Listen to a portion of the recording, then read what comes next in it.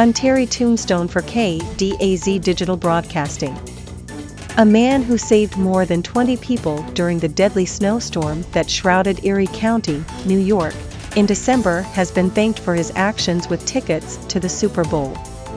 When Jay Withy, a mechanic in the town of Cheektowaga, found himself among the scores of people trapped in their cars during the storm, he broke into a school building. He gathered nearly 24 people there to shelter from the harsh conditions that would eventually leave about 40 people dead. For his heroic efforts, he received 2 tickets to next month's Super Bowl 57 in Glendale, Arizona, in a collaboration between the Buffalo Bills and the regional branch of the insurance company Blue Cross Blue Shield. I'm Terry Tombstone, thanks for listening.